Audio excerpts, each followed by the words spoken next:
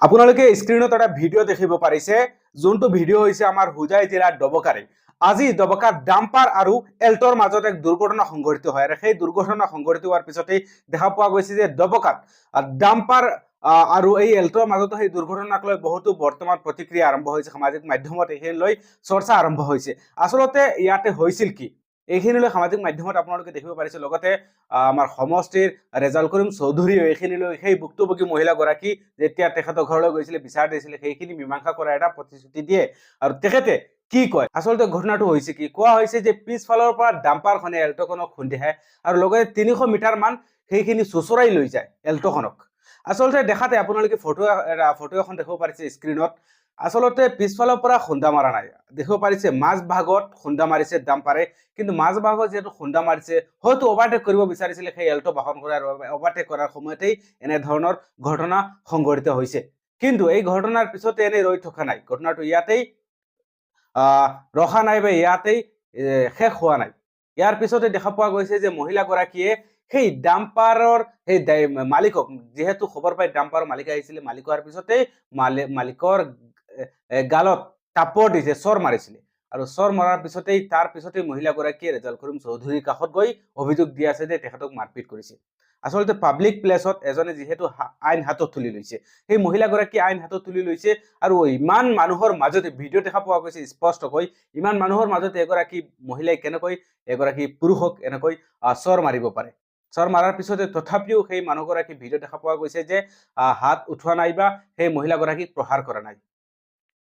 আৰু ৰেজাল কৰিম চৌধুৰীৰ এই বাসগৃহত যোৱাৰ পিছতেই ঘটনাটো বেলেগ ফালে গতি কৰিছে। ৰেজাল কৰিম চৌধুৰীয়ে অভিযোগ কৰিছে যে আমাৰ এমএলএ ক'ত, আমাৰ এমএলএ কিয় এইবিলাক চোৱা নাই। প্ৰায় সময়ত এনেধৰণৰ ঘটনা সংঘটিত হৈ আছে, কিন্তু এমএলএ এইখিনি চোৱা নাই। এমএলএটো চাব লাগে। ডাম্পারে ওলা করে দিয়ে আমরা ধাক্কা মারি আছে 3 কিলোমিটার লইয়া গেছে, যাওয়ার পরে তো 300 মিটার লইয়া গেছে। যাওয়ার পরে তো আমরা তো হয়েছি শেষ, আমরা রাস্তা ফ্যামিলি শেষ, আমরা গাড়ি উড়ি ভাঙি গেছে। তখন আমরা গাড়িতে গেলামছি, যে কোনো প্রকারে আমরা গাড়িতে গেলামছি। নামার পরে তারা আমরা দম দিলা, মানুষ মরলে কিতা হয়, কোনো অসুবিধা নেই, মরলে কিতা হয়, মানুষ মারি নিলে কিতা হইব। তারপরে তো তারা গাড়ি চাইছে জুড়ে নিত গিয়া, ড্রাইভারে আমার ধাক্কা মারি ফালাইছে, ঘুষি মারছে, ফালাইছে মাটি। আমি ডায়াবেটিস বেমারি, হাই প্রেশারও, আমার কিডনিরও প্রবলেম আছে। তারা আমার ফালাইছে, ফালানির পরে তো তর্ক বিতর্ক লাগছে। তথাপি তারা কইছেন যে কোনো অসুবিধা না, যাও যাও। এই এসআই সামনে তারা কইছেন তখন শিক্ষিত পয়েন্ট করে গুন্ডা কান্ডা 2 টাকার ড্রাইভার ইয়ে তোমার যে গুন্ডা অ্যাক্সিডেন্টও করছে, উল্টা পুলিশের সামনে দম দিয়ে যা যা কেস করে গিয়া আর পুলিশের সাথে আসে। এই আমরা সমস্যার বাস্তব কাহিনী বিষয়টা ডেইলি 4 লাইনের দুর্ঘটনা হয়ে যা মানুষের বিচার দিবার কইবার জায়গা নাই। আমি হলো পুলিশে দমকে দিছি যে তুমি ইমিডিয়েট আসামি ধরা লাগবে না, আমরা আন্দোলন করবো। আজ আমি মাঠে এখন আইসো আমি করে দিয়া এই কাম আছিল এমএলএ মানুষে ভোট দিছই না, তাহলে প্রত্যেক ইলেকশন লাগলে আইয়া ওয়াজ ফরমাইতা তাই দিকে এখন জায়গায় জায়গায় ওয়াজ ফরমাইরা 5 বছর পুরানো ব্রিজ হয়ে আগে তার অ্যাচিভমেন্ট লইরা। গতিকে এইগুলা জিনিস আপনারা বুঝেন রাইছে এই যে এইরকম অন্যায় অত্যাচার আমার সমস্যার লোকে হইয়া যান। এইখিনিৰ পৰা আপোনালোকৰ পৰা মই মতামত জানিব বিচাৰিছো। আচলতে ৰেজাল কৰিম চৌধুৰীয়ে যে এমএলএৰ ওপৰত যিখিনি অভিযোগ আনিছে সেইখিনি কিমানখিনি গ্ৰহণযোগ্য আপোনালোকে জনাব।